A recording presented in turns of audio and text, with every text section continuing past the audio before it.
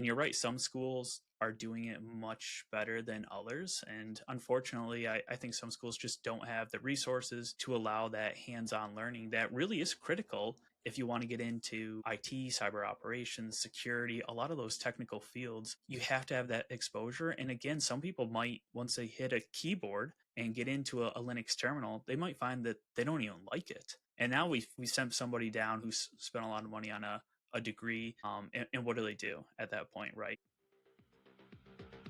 Welcome to the Phillip Wylie Show. Take a look behind the curtain of professional hacking and hear compelling discussions with guests from diverse backgrounds who share a common curiosity and passion for challenges and their job. And now, here's your host, offensive security professional, educator, mentor, and author, Phillip Wylie.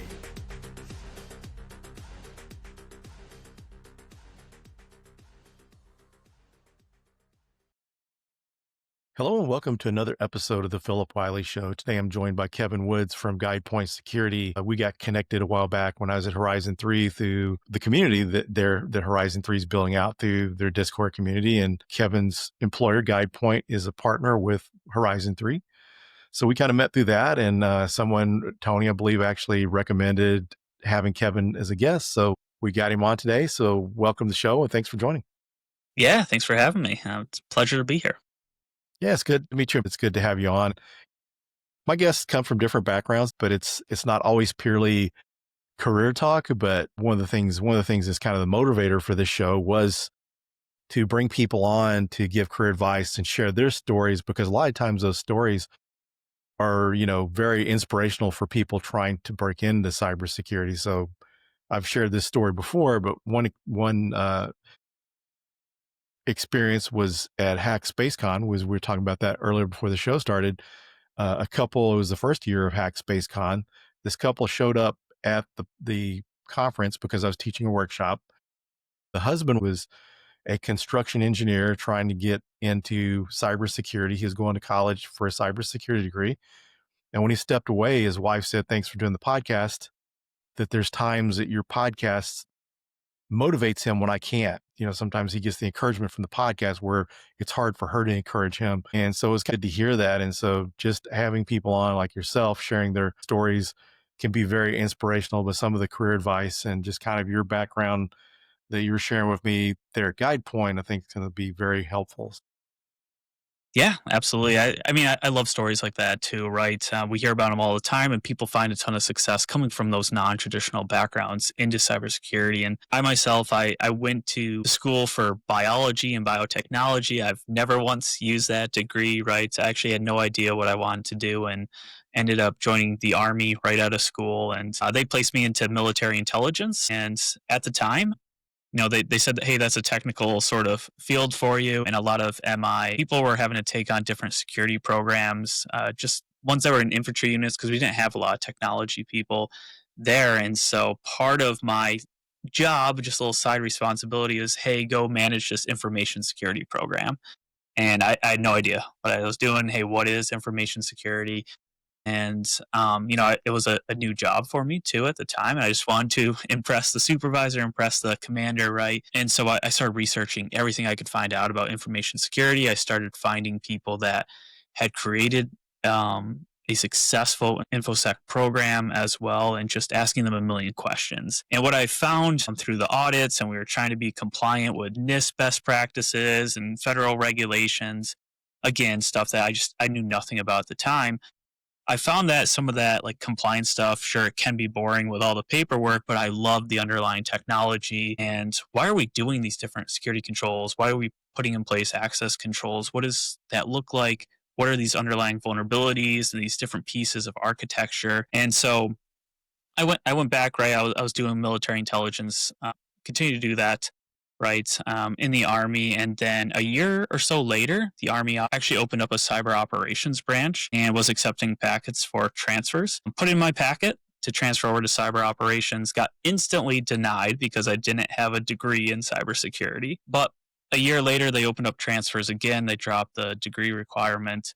And I actually made the switch from MI over into cyber operations and ended up serving at the Cyber Protection Brigade out of it was Fort Gordon, Georgia at the time. Did some cyber threat intelligence and incident response work for a few years, and then came time to get out of service. And I found GuidePoint Security, who gave me an internship that allowed me to actually work with them. I was transitioning out of service, and they hired me on to do security engineering. They kind of taught me the SIM and SOAR technologies, in particular, how do we implement them into architecture, do it safely and effectively so that we can monitor traffic, and allow those end users, right, to monitor traffic, to be alerted correctly.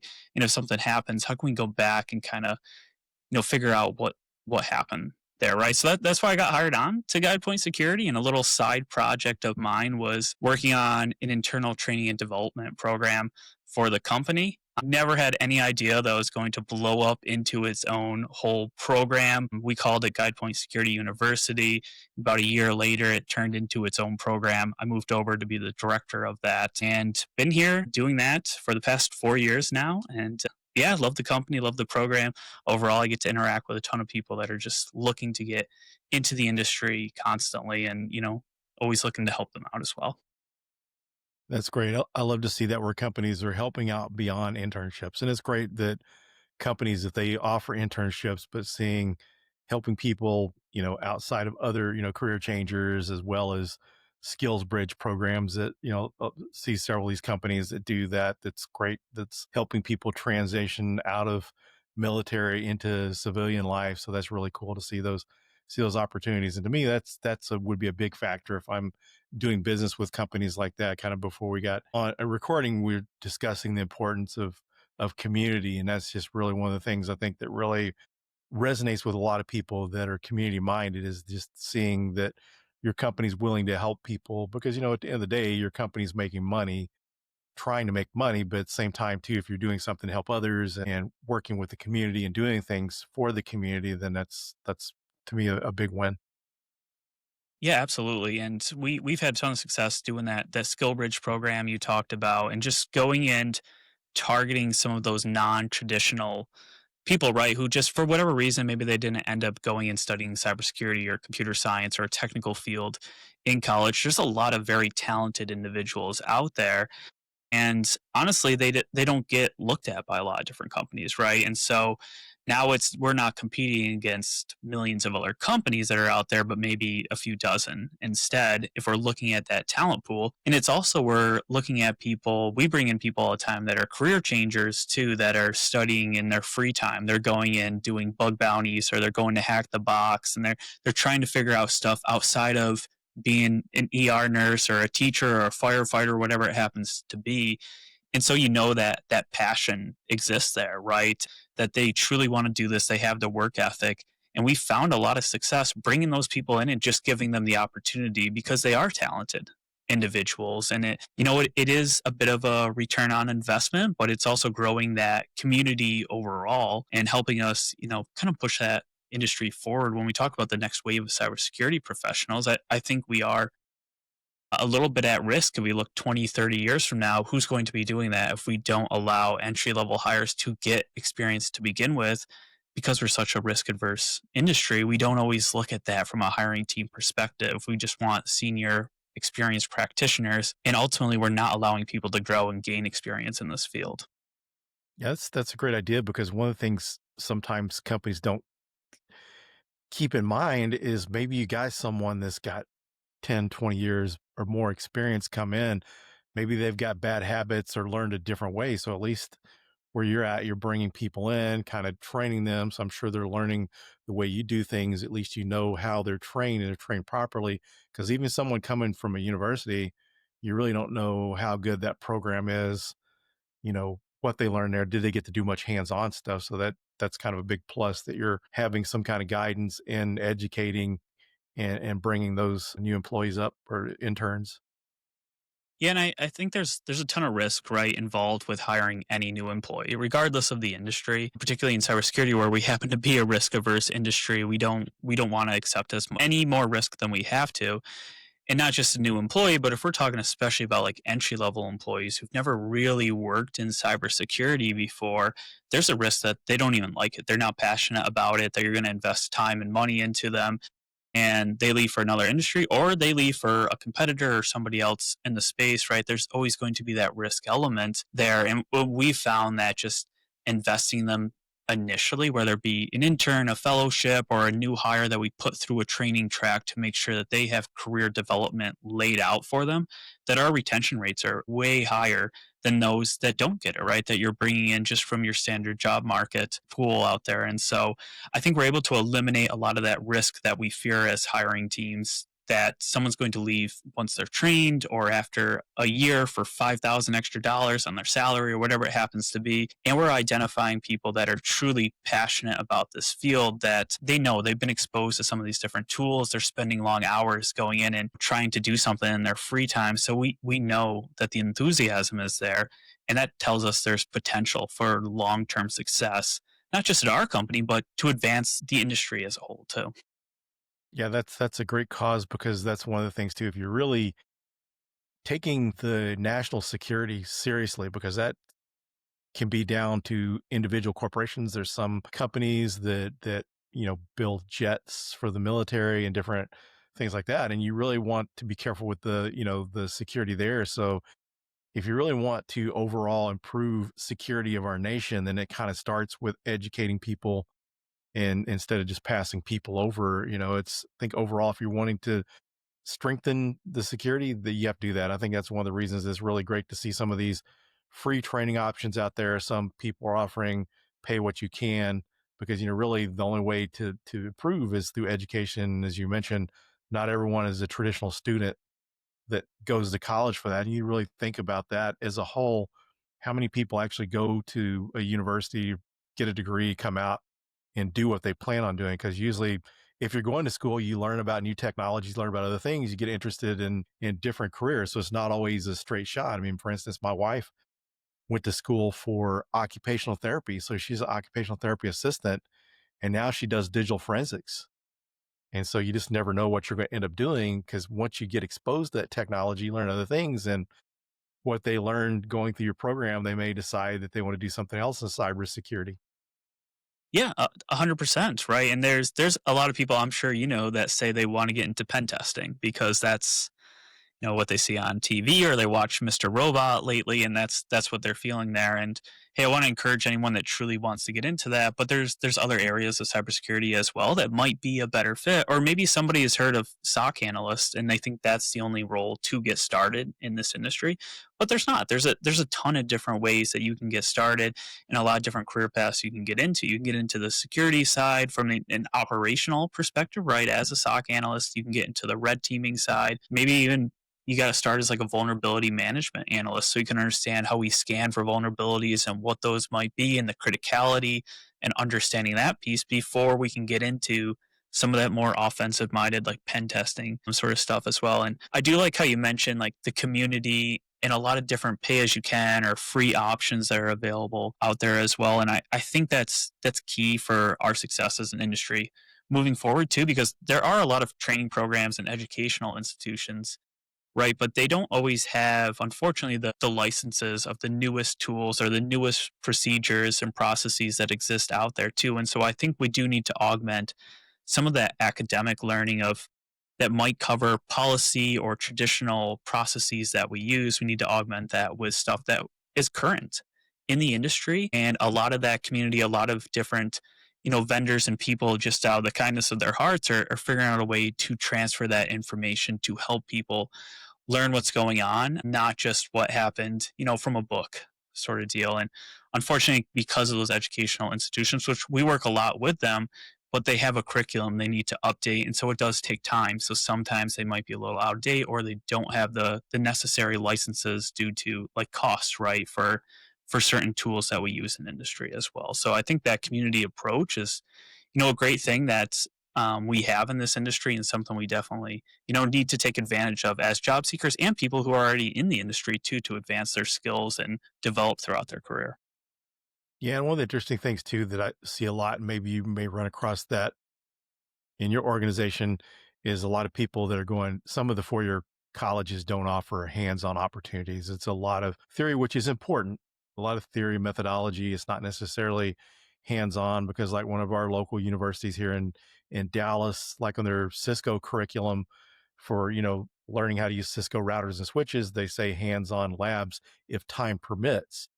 And I ran into someone several years ago when I first started teaching that was asking me, they were a student, graduated 4-year degree. They had some friends with 2-year degrees and was asking, why is it easier for my friends with 2-year degrees to get jobs than it is with me with my 4-year degree?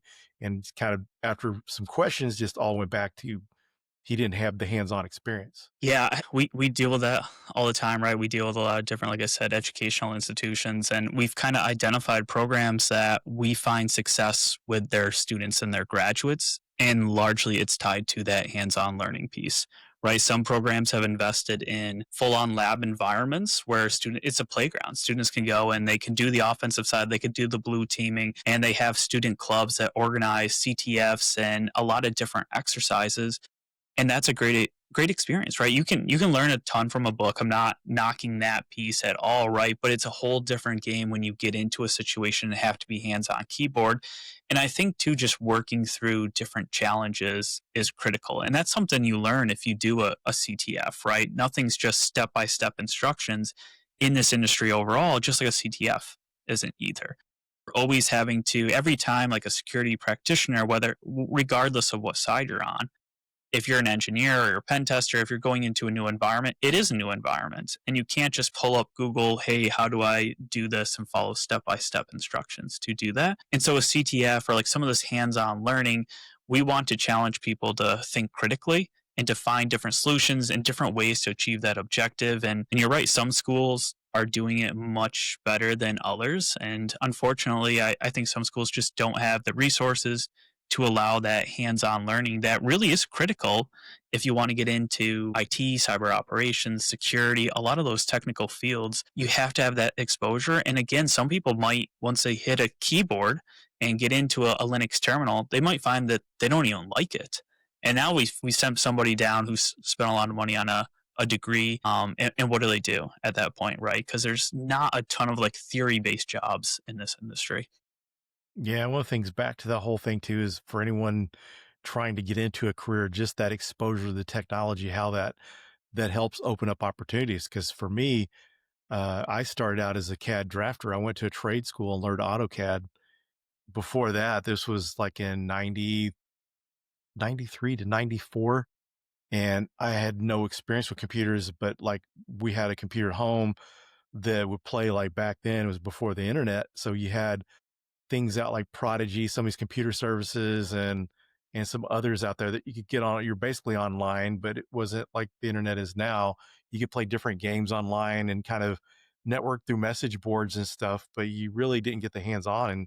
And until I got into uh, the trade school, my computer skills were bad because all I needed to know how to do is to play a video game. And this is like, you know, early Windows and a lot of stuff was DOS based and you really didn't know anything about the computer. But once I got exposed to computers and learned about them, I found out that was more of a knack for me. And I ended up moving from being an AutoCAD drafter to a sysadmin because of the interest in what I learned. So just the exposure when people get ex, exposure to different technologies, as you mentioned, the different roles, someone may decide that they like being a SOC analyst or incident responder better than they would be a pen tester. So just that exposure is pretty major.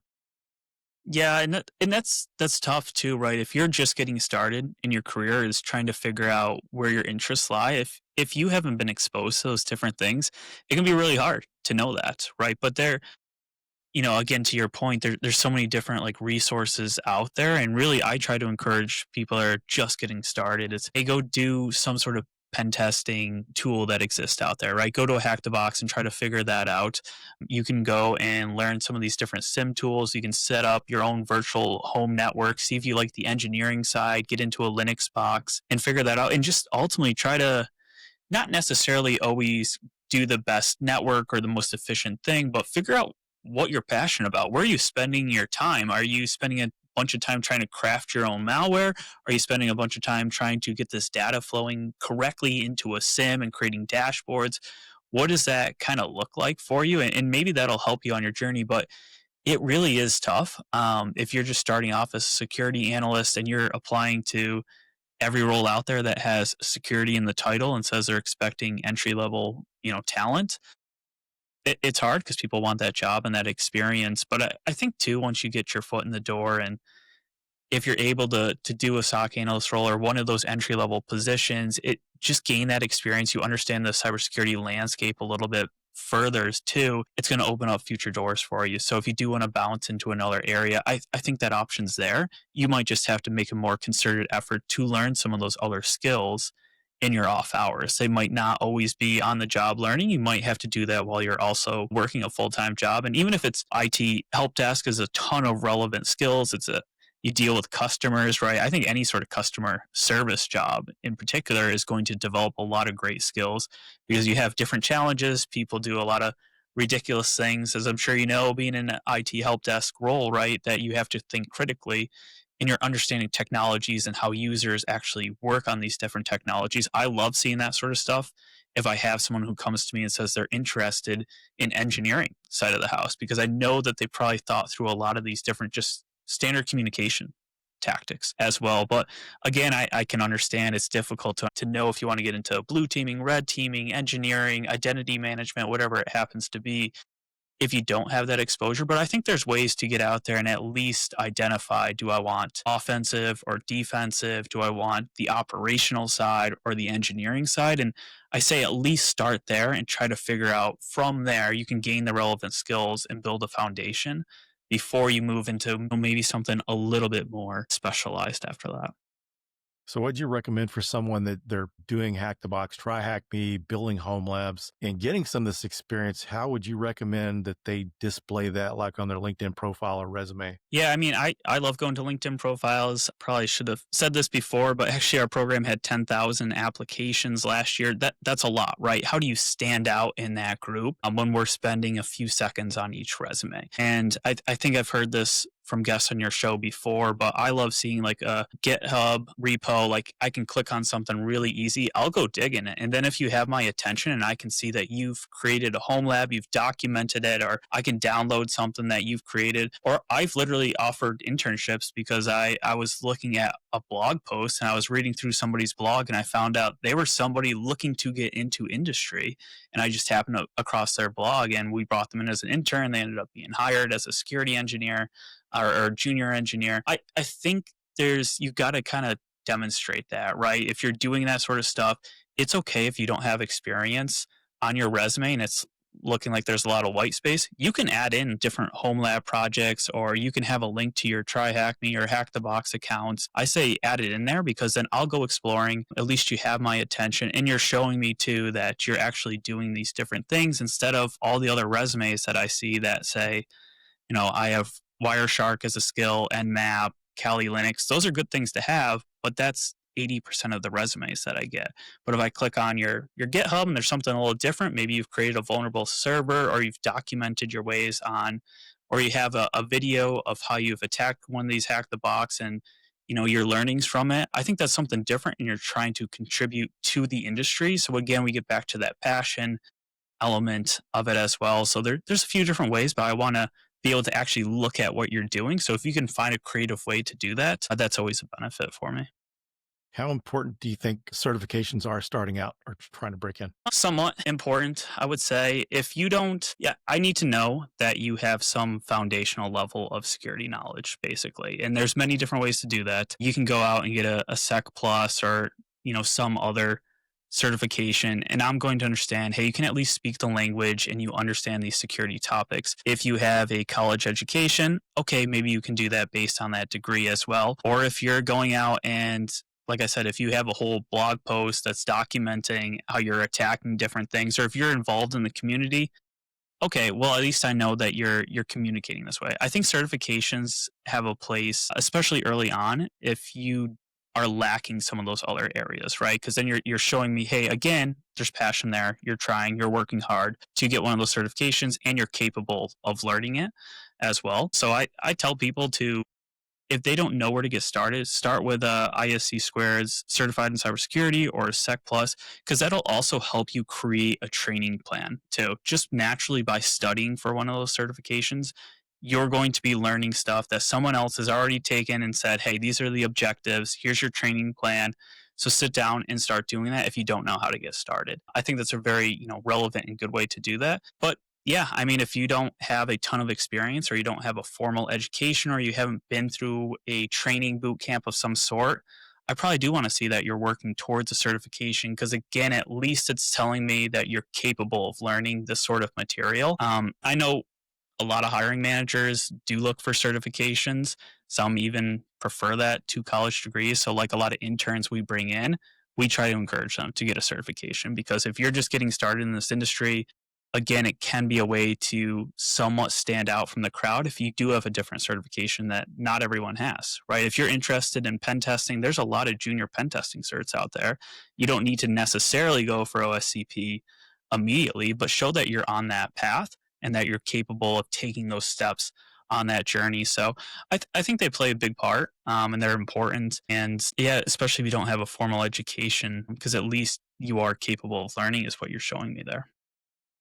So you mentioned boot camps. How helpful do you think boot camps are? This is something I noticed that's become a lot more popular these days because you used to have some of these 20-week or 12-week boot camps for learning how to program, be a developer. Now we're seeing more of that around cybersecurity. Do those seem to be a good option? I've had mixed results, we'll say, going from that. We've definitely picked out people from some boot camps that we know, hey, they've gotten hands on, they have the lab environments, and they're learning a lot of relevant tools to the industry. And those people have found a ton of success. We've had boot camps where it is more theory based or it's only purely a few open source tools, and they're not necessarily getting exposure to different operating systems or even on the networking side, too.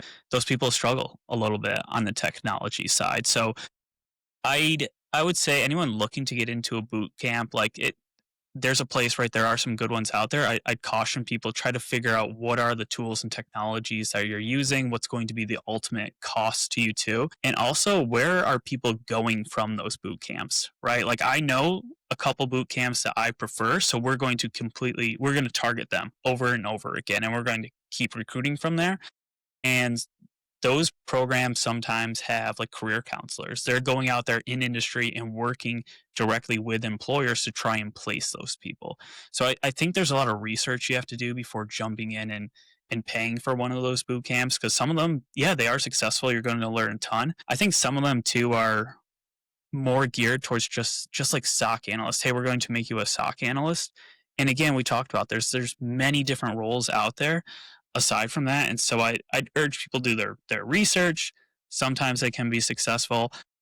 I personally think that if someone's willing to put in this time and effort of the time they dedicate towards a boot camp, like they can do that on their own. I don't think there's any reason why someone can't learn a lot of the same security techniques and technologies on their own. But you got to know yourself too. Are you going to actually sit down and do that for 8 hours a day, or do you need to pay someone to basically push you along that path as well? So I know it's not a straight up answer to you there, but really I do want people to do their research and figure out like, hey, where are people going from these? Do you have employer relations that are on these boot camps? And are you getting hands on? What sort of tools?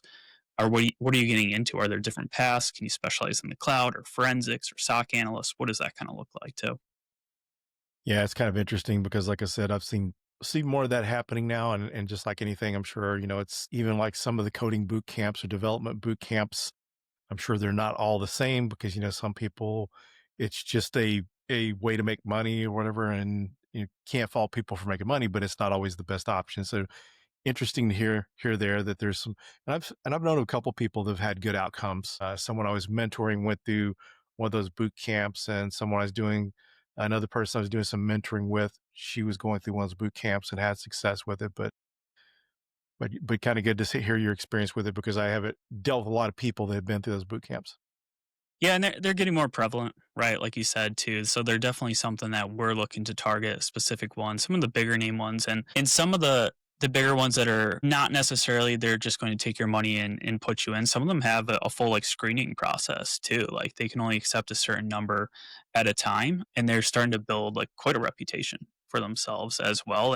Usually that's a good sign, even though it might be more difficult to get into, but it's because that they can only handle a certain number and you're getting the attention you deserve too. If we talk about like an instructor to student sort of ratio there and making sure that they can actually place you afterwards. Because ultimately, I think that's what a lot of people want is they want to be placed into a full-time job. Right. And so if you're not seeing those results from people that are going through, then maybe something's not working out here. Well, we're getting down towards the end of the episode. Is there anything you'd like to share before we conclude this episode? Yeah, just one thing because I've been listening to the episodes here, and we do hear a lot of career development advice for the job seekers, right? The employees, people looking to advance their careers. I think it's important though that again, us as an industry and employers and hiring teams, that they're willing to take a little bit more risk on some of these entry level hires or people a little bit more junior or coming from these different careers. I'd really like to see that. We talked about hey, what's going to happen 20, 30 years from now if we don't give chances and opportunities to some of these people? And not all of them are going to come from universities. There's not enough programs out there, and the number of open jobs in cybersecurity continues to grow, right? And that's because you have entry level roles that require 4 or 5 years of experience and a certification and a degree, and that doesn't make sense, right? And so I'd urge companies, I think, have to do a better job of just understanding, hey, we have to invest in people. There is that return on investment, like we talked about. It's not necessarily just a cost, but long term, this can help us out as an industry and as an actual company too. And so I think it's a concerted effort that we have to make. Employees got to be, job seekers got to be doing their thing correctly, but also teams, we have to work as a community to actually help people get into this industry so we can develop that next wave of cybersecurity professionals. Yeah, I really agree. I wish more companies would do internships and maybe even apprenticeships. More people need to do exactly like you're saying, give people a chance because there is the shortage of people. That's just because it's the qualified people. But if you give them a chance, even if you operate an apprenticeship like an internship where someone comes in, over a summer or during a semester of length, that even if you don't hire them permanently, you're giving this person 90 to 120 days worth of experience that might be critical in helping them land a full-time role somewhere else. Absolutely. Completely agree. So, yeah, hopefully we'll see that become more prevalent in this industry. Hopefully so. People like you keep pushing it. Maybe it'll come to fruition. So, Yeah, I'd like that. Sounds good. well, thanks for joining today. It was great getting to know a little bit more about you and having this discussion. Yeah, thanks for having me on. Appreciate it. And yeah, it was great talking to you as well. Thanks, everyone, and we'll see you on the next episode. Thank you for listening to The Phillip Wylie Show. Make sure you subscribe so you don't miss any future episodes. In the meantime, to learn more about Phillip, go to thehackermaker.com and connect with him on LinkedIn and Twitter @Phillip Wylie. Until next time.